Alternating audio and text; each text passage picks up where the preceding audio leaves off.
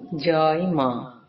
কৃপাং কুরু মহাদেবী সুতেষু প্রণতেষু চ চরণাশ্রয় দানেন কৃপাময়ী নমস্তুতে।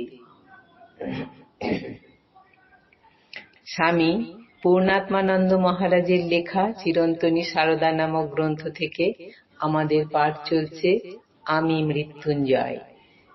আজ দ্বিতীয় দিন পাঠ হচ্ছে। কিন্তু একটি কথা, এই কালোত্তীর্ণ ব্যক্তিদের তালিকায় পুরুষেরই সংখ্যাধিক্য। যে কজন নারীর নাম আমরা করতে পারব, সংখ্যায় তারা মোটেই উল্লেখযোগ্য নন। এই প্রসঙ্গে এই মুহূর্তে একজনের কথা বিশেষ করে মনে আসছে। তিনি অবশ্যই একজন নারী, কিন্তু তিনি এমনই একজন যিনি একাই লক্ষ কোটির সমান। আমরা সারদা দেবীর কথা বলছি। আপাত দৃষ্টিতে তাঁর জীবন, তাঁর কর্ম, তাঁর আদর্শের মধ্যে অসাধারণত্ব কারো দৃষ্টিতে বিশেষ না পড়তে পারে, কিন্তু সত্য সত্যই, সত্য স্বয়ং প্রকাশ। যতই দিন যাচ্ছে ততই প্রতীয়মান হচ্ছে যে আপাত দৃষ্টিতে অতি সাধারণ এই নারী মহান ঐশ্বর্যে মানুষকে পরম ঐশ্বর্যবান করে গেছেন। বটবৃক্ষের বীজ আমাদের দৃষ্টি এড়িয়ে যায়, কিন্তু বীজ থেকে যখন ক্রমে মহীরুহ রূপে সে আত্মপ্রকাশ করে, তখন আমরা সবিস্ময়ে তার দিকে তাকিয়ে থাকি। কিন্তু বীজ থেকেই তো মহীরুহ, তার মধ্যে আকস্মিকতা কোথাও নেই। গোলাপের নয়ন বিমোহন সৌন্দর্যে আমাদের মন আনন্দে পূর্ণ হয়ে যায়, কিন্তু তার পিছনে সকলের অলক্ষ্যে অশ্রুতে রাত্রির নিস্তব্ধ প্রহরে শিশিরের যে তপস্যা, তার কথা আমাদের মনে না থাকলেও তা তো ঘটনা। সারদা দেবীর জীবন, কর্ম ও আদর্শ আজ দেশ কালের গণ্ডি ছাড়িয়ে যেভাবে মানুষের মনে আপন প্রভাবে স্পন্দন তুলেছে, তা দেখে আমরা অবাক হলেও তাও ঘটনা, এবং ঘটনাকে অস্বীকার করা যায় না। সারদা দেবী মরদেহ ত্যাগ করেছেন আজ থেকে ৭৭ বছর আগে, অর্থাৎ ১৯৯৭ সালে। তাঁর তিরোধানের ৭৭ বছর পরে আমরা দেখছি, যখন তিনি মরদেহে বর্তমান ছিলেন, তখন নগণ্য সংখ্যক লোক তাঁর কথা জানত, তাঁর সম্পর্কে আগ্রহ প্রকাশ করত, বা তাঁর কোনো বিশেষত্ব আছে তা হৃদয়ঙ্গম করত। কিন্তু ক্রমে যতই দিন যাচ্ছে ততই মানুষ তাঁর কথা জানতে চাইছে, তার সম্পর্কে আগ্রহী হচ্ছে, তার অসাধারণত্ব মানুষের দৃষ্টিতে ধরা পড়ছে।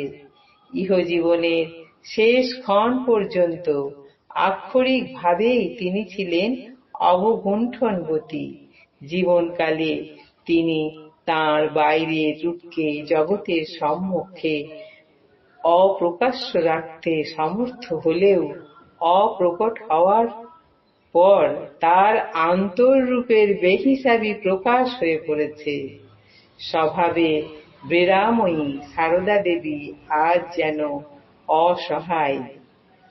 শ্রীরামকৃষ্ণ স্থূল দেহে বর্তমান থাকলে আজ তার অসূর্যম্পশ্যা সহধর্মিণীর পর্দা ফাঁক হয়ে যাওয়ার ব্যাপারটিও যে সবিশেষ উপভোগ করতেন সে বিষয়ে সন্দেহ নেই, এবং রামলালের খুড়িকে যে তাঁর নির্দোষ পরিহাসের শিকার হতে হতো তাও অনুমান করতে পারি। এইটার উপরে একটি ফুটনোট আছে, সেটা একটু পড়ে নেই। নহবতে শেষের দিকে সারদা দেবীকে প্রায় নিঃসঙ্গ জীবন কাটাতে হতো। মাঝে মাঝে গোলাপ মা, যোগিন মা, গৌরী মা, লক্ষ্মী দিদি প্রমুখ মায়ের কাছে থাকলেও সেই থাকা দীর্ঘস্থায়ী ছিল না। অন্যদিকে শ্রীরামকৃষ্ণের কাছে তখন পুরুষ ভক্ত ও দর্শনার্থীর সংখ্যা ক্রমবর্ধমান। স্বভাবত অতিমাত্রায় লজ্জাশীলা এবং সেকালের রীতি অনুসারে শ্রীরামকৃষ্ণের সঙ্গে সারদা দেবীর সাক্ষাতের অবকাশ প্রায় ছিলই না। শ্রীরামকৃষ্ণের ঘর সর্বদা সৎপ্রসঙ্গ ও ভজন কীর্তনে মুখর হয়ে থাকত। সারদা দেবীর খুবই ইচ্ছা হতো ওইসব শোনার এবং দেখার, কিন্তু তাকে তা থেকে বাধ্য হয়ে বঞ্চিত থাকতে হতো। নহবতের দক্ষিণ দিকের বারান্দায় দরমার বেড়া দেওয়া ছিল। সারদা দেবী দরমার ছোট ফুটো দিয়ে শ্রীরামকৃষ্ণের ঘরে রচিত আনন্দের হাট বাজারের ঝাঁকি দর্শন করেই সন্তুষ্ট থাকতেন। শ্রীরামকৃষ্ণ একদিন লক্ষ্য করলেন দরমার ফুটো ক্রমশ বড় হয়ে যাচ্ছে। তাই রহস্য করে সারদা দেবীকে শুনিয়ে ভাইপো রামলালকে বললেন, ওরে রামনেলো, তোর খুড়ির পর্দা যে ফাঁক হয়ে গেল। এইটুকুই, এরপরে পাঠে আসছি। কিন্তু সারদা দেবী কি করবেন? এটাই তো অপরিহার্য ছিল। ঈশ উপনিষদের সেই মন্ত্রটি মনে পড়ছে, হিরণ্ময়েন পাত্রেণ সত্যাশ্রাপি হিতং মুখম তত্ত্বং পুষণ্যপাবৃণু সত্য ধর্মায় দৃষ্টয়ে। সোনালী আবরণে সত্যের মুখ আড়াল হয়ে আছে। হে বিশ্বপিতা, তুমি তোমার বাইরের আবরণ উন্মোচন করে দাও, যাতে তোমার সত্য স্বরূপ আমি দেখতে পাই। আজ এই পর্যন্তই। জননীং শারদাং দেবীং রামকৃষ্ণং জগদ্গুরুং পাদপদ্মে তয়োঃ স্থিত্বা প্রণমামি মুহুর্মুহুঃ। জয় মা।